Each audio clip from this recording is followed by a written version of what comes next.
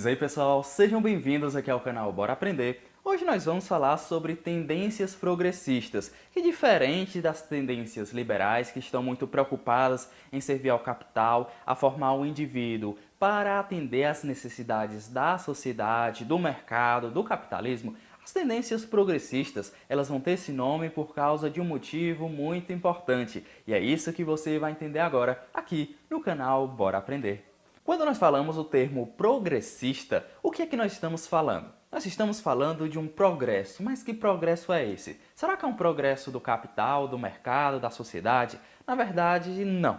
Progressista é no sentido de progredir para transformar a sociedade. Então, dentro dessa tendência, progressista, nós vamos ter aí uma pedagogia libertadora, uma pedagogia libertária e uma pedagogia sociocrítica dos conteúdos. O que é que as três têm em comum?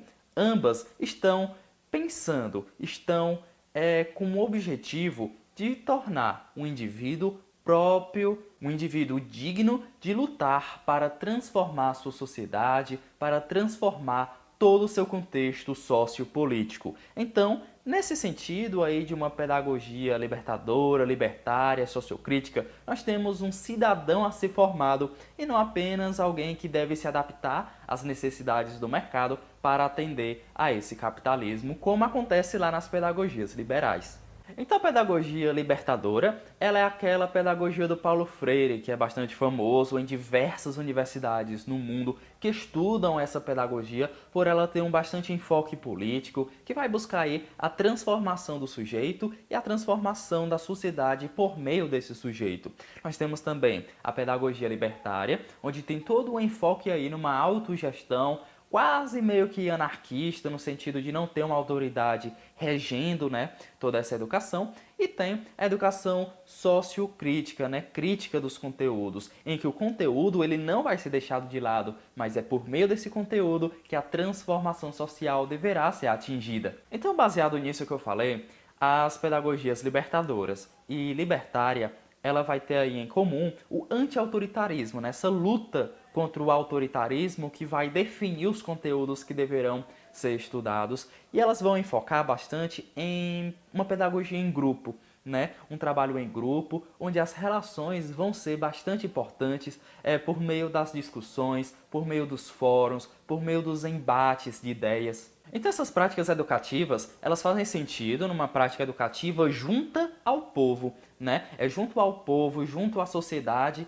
junto às pessoas que compõem essa sociedade, que essa educação vai se realizar, e por meio de uma educação popular, Não é numa educação formal, acaba sendo aí numa educação informal, numa educação popular, porque é muito difícil você ter aí num sistema de ensino uma pedagogia que vai lutar contra o autoritarismo de uma gestão que vai definir os conteúdos, é incongruente. Então, a pedagogia de Paulo Freire, por exemplo, a pedagogia libertadora, ela nunca vai ser defendida por sistemas de ensino, já que ele mesmo é a autoridade que não pode defender uma pedagogia que seja anti-autoritarista. Já a tendência da pedagogia crítico-social, ela vai tentar superar aí a tendência tradicional e a tendência renovada, Nós tivemos aí a tradicional, que foi renovada, que se manteve aí, não anulou a tradicional, ambas continuaram existindo ao mesmo tempo, de forma a se complementar. A tradicional, onde o professor é expositor, o aluno é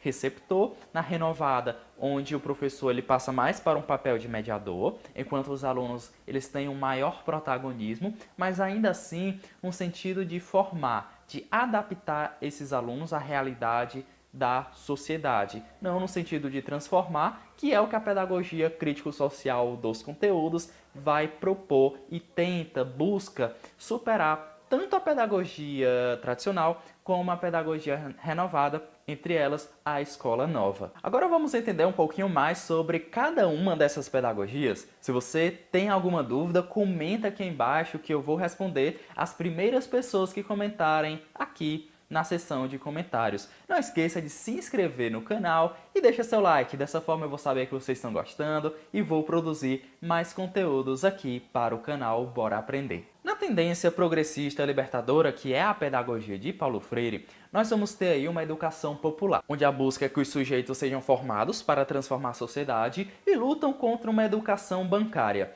Você já escutou esse termo, educação bancária? Se você não escutou, saiba que a educação bancária é um termo utilizado por Paulo Freire e seus seguidores para descrever uma educação que está apenas depositando conhecimento na mente dos alunos. E como você deve imaginar, os alunos estão aí apenas como seres passivos que estão recebendo essas informações sem nenhum tipo de crítica, sem nenhum tipo de pensamento a pensar de uma forma mais crítica, mais autônoma, o conteúdo que foi depositado. Então, esta é uma educação bancária que é sinônimo aí da educação, da pedagogia tradicional. A luta é por superar a educação renovada também, por quê? Porque por mais que ela busque libertar a psicologia, a parte psicológica dos alunos, tanto a pedagogia tradicional, por meio da educação bancária, como a pedagogia renovada, elas são domesticadoras. Elas domesticam o sujeito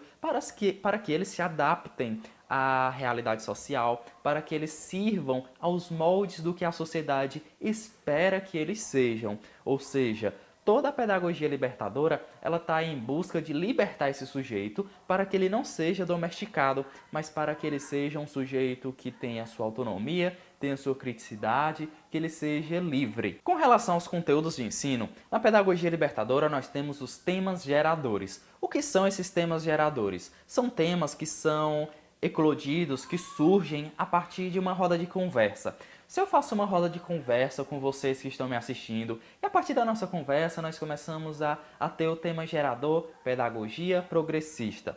A partir desse tema, nós vamos redigir textos, nós vamos aprender separação silábicas dos termos tendência, progressista. Então, a partir dos temas geradores, nós vamos ter diversas discussões, inclusive de leitura, de escrita, de regras ortográficas, de gramática, tudo em volta dos temas geradores, que vão aí, claro, ser diferentes de acordo com cada grupo que está estudando. Se nós estamos num povoado, numa comunidade de pescadores, o tema gerador pode ser um tema que tem a ver com pesca, que tem a ver aí com agricultura no campo, tem a ver com o tema que é mais apropriado para essa comunidade. Então, a partir dos temas geradores, os conteúdos são trabalhados de uma maneira não formal, de uma maneira popular, de forma que os sujeitos eles se sintam parte desse momento, que eles se sintam parte desse contexto social. Então o foco aqui não é transmissão de conteúdo, o foco é que a experiência vivida por esses sujeitos ela seja transformada, que eles a partir dessas experiências eles adquiram conhecimentos novos. É muito importante, gente, lembrar a todo momento que a pedagogia de Paulo Freire, essa pedagogia libertadora, ela tem um caráter muito político, Então, o próprio Paulo Freire, ele tem consciência que essa pedagogia ela não vai ser implantada pelos sistemas de ensino por esse caráter político que luta contra a hegemonia do capital, que sempre busca formar aí para atender às demandas do capital. E por último, um ponto muito importante dessa pedagogia do Paulo Freire é a questão do diálogo. O diálogo é muito destacado nessa pedagogia, ele é muito priorizado, porque é a partir do diálogo que nós vamos ter um engajamento entre os sujeitos. Quando nós temos sujeitos engajados acerca de uma discussão, acerca de um conteúdo, nós temos aí com certeza aprendizagens que acontecem entre esses sujeitos por meio do diálogo, a dialogicidade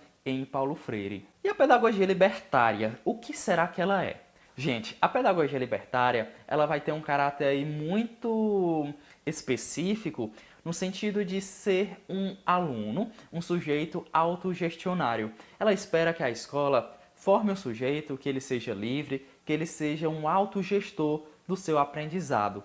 Então espera-se aí que a escola institua grupos, assembleias, reuniões, eleições, de forma que o grupo ele sempre esteja no comando, sempre esteja nas decisões mais importantes, de uma forma que esse sistema ele seja contaminante no sentido de espalhar essas práticas em que os grupos eles tenham o poder da palavra e de decisão. Então a pedagogia libertária ela acaba sendo aí uma luta contra a burocracia, e essa burocracia ela acaba sendo um instrumento de dominação do Estado que controla os professores, os alunos, a comunidade em geral, os gestores, todo mundo. É importante lembrar que nessa tendência, os conteúdos eles são sim disponibilizados para os alunos, mas não é exigido com uma certa obrigatoriedade. Esses conteúdos eles são um instrumento a mais, porque o mais importante são as experiências que são vividas pelo grupo, as experiências que vão proporcionar uma criticidade para que esses sujeitos eles possam atuar na sociedade